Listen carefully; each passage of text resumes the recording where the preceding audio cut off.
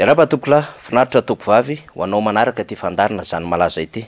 Tsy ny eto aterina ihany fa eo amin'ny sehatry iraisam-pinena dia nalaza ny resaka fizakan-jo-pirenena vahiny frantsay ho an'Andriamatoa Iany Rajoelina ka rehefa namoaka isika ny faneho-kevitra zay nataony Ramatoa Faniry Soaherinaivo teo nivon'ny Radio France Internationale ary atao anatina fandarina zay natao isan'andro ihany koa mazava ho azy ny fandarina miara-manonja ny France Info dia namoahana ny faneho-kevitra izay miresaka na hoe fanadihadiana hity fizakan-jo pirenena frantsay ho an'ny Iany Rajoelina ity dia ny France 24 indray no namoaka izany ka ny mpanao gazety anisan'ny mahasovoin'izy ireo eto Madagasikara Ramatoa Gaël Bourgia no nitondra ny fanadihadiana sy ny fomba fijeriny ary ny akom-baovao aty Madagasikara momba izany resabe malaza izany. Ity raharaha ity moa dia mahazo sehatra eo amin'ny sehatra nasionaly satria dia andraikitra lehibe ho an'izany filoham-pirenena izany no iantsoroa an'Andriamatoa Iany Rajoelina kanefa dia ifangaro ny adevitra momba ny fizakan-jo satria ambarany lalàna malagasy fa tsy maintsy teratany malagasy mizaka ny zo-pirenena malagasy izany ny tantana firenena izany. Fa nisy adevitra maro samihafa ihany koa miresaka ity raharaha ity zay nodisony ny mpahay lalàna malagasy mipetraka any frantsany ny amin'ny hoe fanambarana navoaka ny mpitondran-teny ny gouvernemanta sy ny taliany kabinetra ny fiadinan'ny republika zay nilaza fa manana fifandraisana na hoe mandova no mahateratany frantsay azy Iany Rajoelina na par filiation satria ny dadabeany dia anisan'ireo teratany frantsay.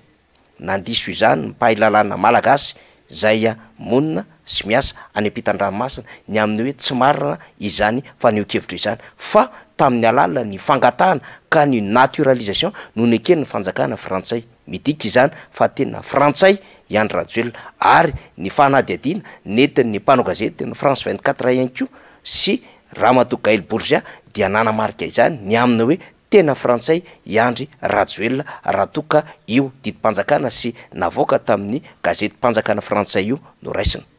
Hoenotsika avy hatrany ao anatin'ny minitra 7 izany fanadihadiana nataony ny fahitalavitra France 24 izany ary enotsika ihany koa ireo fanazava-kevitra marobe zay misy révélation na fivoaham-baovao tsy napozina ao anatin'ity fanadihadiana ity satria izany dia miresaka ny fomba nahazo iny izany taoriana ny fifidianana 13 ka tsy nahafahan'ny rotsaka sy ny fomba hiarovany tena ary ny antota taratasy aminahazo sarobidy teto Madagasikara notsika avy hatrany. Divulgué sur les réseaux sociaux et aux journalistes il y a une semaine révèle que le président Andy Razouel a la nationalité française depuis 2014. Une révélation qui fait scandale car selon le code de nationalité malgache, si un malgache adulte acquiert volontairement une autre nationalité, il perd de facto la nationalité malgache. Madagascar se retrouve donc en plein imbroglio juridique, une situation qui embarrasse les autorités à quelques mois de la présidentielle. Pour en parler, nous recevons notre correspondante à Madagascar qui est avec nous sur ce plateau, Gaël Bourgia. Gaël, bonsoir, merci d'être avec nous. Alors tout d'abord, cette révélation a fait l'effet d'une bombe. Pourquoi cette double nationalité fait autant polémique ? Oui, alors effectivement, c'est une révélation qui a fait le buzz à Madagascar pour plusieurs raisons. Donc d'abord, c'est une rumeur qui courait depuis longtemps. Nous, journalistes, on avait été informés de ça depuis plusieurs années. Ça circulait dans le milieu diplomatique, mais ça a été révélé au grand public donc récemment. Si ça a fait autant polémique, c'est parce qu'en fait, ça met au jour un double discours finalement du président malgache et de son gouvernement. C'est-à-dire que le gouvernement a une posture depuis plusieurs années, une posture ultranationaliste, une posture patriote. Parfois hostile envers la France, il faut le dire. Ça peut être pour des raisons légitimes. Je prends l'exemple des îles Éparses. Donc, un des chevaux de bataille d'André Rajoelina, c'était de récupérer les îles Éparses. Alors, les îles Éparses, c'est un archipel qui se trouve au large du canal de Mozambique, donc entre le continent africain et Madagascar, et qui est aujourd'hui officiellement français, qui est contrôlé par la France. Sauf que Madagascar réclame ces îles, réclame la souveraineté sur ces îles. C'est un conflit donc territorial entre la France et Madagascar, qui a donné lieu à des résolutions des Nations Unies qui demandent la rétrocession de ces îles envers Madagascar. Donc on a là un président qui se présente comme un militant nationaliste qui demande la restitution de ces îles éparses et qui en fait en coulisses finalement demande la nationalité de l'ancienne puissance colonisatrice. Donc c'est ce double discours, c'est cette hypocrisie qui est aujourd'hui dénoncée. Alors quelles sont les réactions à Madagascar justement? Alors les réactions, évidemment, c'est un déferlement sur les réseaux sociaux, beaucoup de caricatures, de moqueries envers le président, mais ce qui est intéressant, c'est surtout les réactions du pouvoir en place, c'est-à-dire les justifications qui sont avancées pour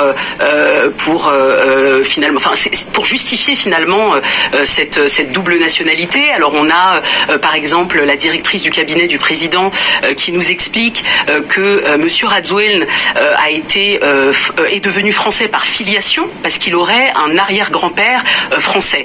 Ce qui est faux parce qu'en fait il a été naturalisé, il n'est pas devenu français par filiation. On a aussi la porte-parole du gouvernement qui nous explique que André Radziwiłł ne perd pas sa nationalité malgache en vertu de l'article 45 du Code de nationalité, alors que cet article ne concerne pas du tout le président. C'est un article qui mentionne un malgache mineur ou majeur qui aurait la nationalité, une nationalité étrangère volontairement ou non, et ce malgache-là demanderait la perte de sa nationalité malgache au gouvernement, ce qui n'est pas du tout le cas de André Radziwiłł. Donc il n'est pas du tout concerné par cet article 45 du Code de la nationalité. Donc on a en fait des justifications assez hasardeuses et ce qui finalement est le plus intéressant, c'est la justification d'André Radziwiłł lui-même, qui en fait est sur un autre registre, c'est-à-dire pas le registre, l'argumentaire finalement juridique, mais il est plutôt sur le côté affectif, le côté si vous voulez, l'amour. En fait, lui, il invoque un peu l'amour de la patrie qui brûle dans son cœur. Il évoque en fait le sang malgache qui coule dans ses veines. Donc lui, il est plutôt sur le registre d'appartenance plutôt que sur l'argumentaire juridique. Alors, est-ce qu'il risque de perdre sa nationalité malgache comme le prévoit l'article 42 du Code de nationalité? Alors, si on s'en tient stricto sensu à l'article 42 du Code de nationalité malgache, il perd sa nationalité malgache. Se pose maintenant la question de la mise en œuvre de cet article, parce qu'en fait jusqu'à présent je ne crois pas qu'il ait été appliqué pour d'autres binationaux. Il y a des dizaines de milliers de malgaches qui ont été naturalisés à l'âge adulte et qui n'ont pas perdu leur nationalité malgache. Donc aujourd'hui c'est un débat juridique assez complexe qui me dépasse un peu, je dois vous dire, donc c'est difficile de trancher. Aujourd'hui le président a l'immunité, donc est-ce que c'est possible qu'un procureur constate la perte de sa nationalité malgache et qu'il ne puisse pas se présenter? C'est difficile. Présenter à l'élection présidentielle, par exemple, c'est très difficile à dire. On suivra ça bien évidemment. Comment a-t-il obtenu cette nationalité? Dans quel contexte? Alors ça, c'est une question très importante parce que, en fait, il a été naturalisé dans des conditions un peu d'exception. Il n'a pas suivi les procédures standards légales. Cette obtention de naturalisation s'est faite dans le cadre d'une tractation, donc à l'époque du régime de transition. La communauté internationale, à l'époque, exigeait le retrait des protagonistes de la crise, à savoir le président sortant, enfin le président déchu, Marc Ravaloman, et l'auteur du putsch, l'auteur du coup d'État, André Radziwiłł. Donc ces deux protagonistes devaient être écartés du processus électoral de 2013. Et donc pour convaincre finalement André Radziwiłł de ne pas participer à ce processus électoral, il y a eu des tractations diplomatiques et dans le cadre de ces négociations, André Radziwiłł a demandé à avoir la nationalité française, entre autres. Il a aussi demandé l'immunité dans certains dossiers, notamment un dossier de trafic de bois précieux. Et donc c'est dans ce cadre-là, dans le cadre de tractations diplomatiques secrètes, que cette nationalité a été obtenue. Alors est-ce qu'il est considéré encore comme président? Alors, c'est toujours la même chose. Si on s'en tient à cet article 42 du Code de nationalité, il ne peut plus avoir la nationalité malgache. Donc un président qui n'a pas la nationalité de son pays ne peut pas être techniquement président. Sauf que se pose toujours la question de la mise en œuvre de cet article, de l'immunité du président. Donc il y a tout un débat juridique qui doit être mené, et c'est pour ça qu'aujourd'hui on est encore dans ce buzz et dans cette polémique, parce qu'on ne sait pas très bien ce qui va se passer. Est-ce qu'il va pouvoir se présenter à la présidentielle si elle a lieu cette année? Est-ce qu'il va présenter la même candidature que celle qu'il a présentée en 2018? Est-ce qu'il va du coup cette fois-ci être transparent et dire qu'il a la double nationalité? Donc c'est toutes ces questions qu'on se pose encore aujourd'hui. Merci beaucoup Gaël Borgia pour votre éclairage sur cette polémique à Madagascar. Manamarika lafin-javatra maro itony faneho-kevitra sy fivoaham-baovao itony indrindra eo amin'ny setra isam-pirenena. Hatreto zany de hoe ahoana ny fomba anatanterahana izany lalàna izany, na ny voalaza ny code de nationalité malagasy andiny faharoa amby efapolo, na ny voalaza ny lalam-panorenana malagasy andiny fahaenina amby efapolo, ka ampiarina amin'Andriamatoa Iandro Rajoelina ny lalàna manaisotra azy tsy amin'izay andraikitra mafilohan'ny republika izay, satria tsy nanaja ny andiny faharoa amby efapolo sy ny fahaenina amby efapolo ao amin'ny lalam-panorenana izy.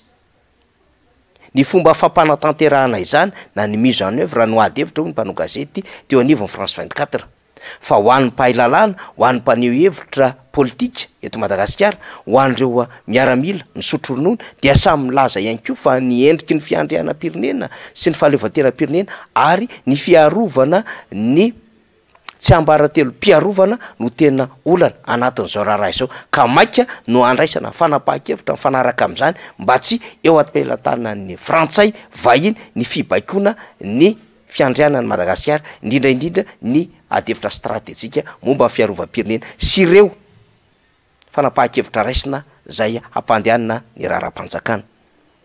Ho an'ny fanatanterahana izany de misy fiantsona fivoriana maika na ho an'ny RMDM na ho an'ny G5 tamin'ity androany ity izy ireo niantso mpanao politika hidinika amin'izany, na ho an'ny selera ihany koa dia efa nanambara izany tamin'ny mpanao gazety. Ny atokotiko Madagasikara moa dia ny rafi-pitsarana mihitsy no nitairina izy ireo mba handray ny andraikiny amin'izao raharaha izao. Eny na ny MTS, na ny MMM, na ny PSD sy ny antoko politika madio ary ireo vondrona antoko politika samy hafa sy ireo faneho-kevitry ny olo-pirenena dia ny fandraisana andraikitra ireo anjara fahefana zay antsisa tokony hitandro izany fiandrianam-pirenena izany no maika sy hodiniana faran'izay hahafahana mandroso ny raharaha amin'izay hoe tokony hampiatona any Andro Rajoelina izay, satria tsy nanaja ny zoam-pirenena ary tsy mifanaraka amin'ny lalam-panorenana ny andraikina amin'ny maha filohan'ny republika azy. Zany aloha zany no fivoaram-baovao indray tamin'ity androany ity, satria mosika efa nilaza fa hiezaka hatrany hitondra ity akom-baovao ity eo amin'ny sehatry ny fampahafantaram-baovao ny izany malaza, ka hoentitsika izany satria mahazo faka eo amin'ny sehatry resam-pirenena ny vaovao ary afa-baraka sy miariary eo amin'ireo mpahay lalàna any ivelany ny fandikan-dalàna nataony ny mpahay lalàna sy ny ratsa-pitsarana eto Madagasikara. Izany ratsa-pitsarana eto Madagasikara nandika ny endriky ny fitsarana izany no nampitotongana ny firenena ka nahatonga ny fanjakana hanao ny ataony ary lasa miorina tsy eo ambany lalàna fa ambony lalàna, kanefa ny lalàna dia natao ho an'ny rehetra. Zany zava-misy zany malaza hoentitsika indray ny fizotra sy ny fivoaran'ny vaovao ho an'ny rapito, satria isan'andro moa ny sehatra resam-pirenena sy ny sehatra nasionaly dia maneho hevitra momba ity raharaha manga ity. Makasitraka tompoko lahy, makatelona tompoko vavy.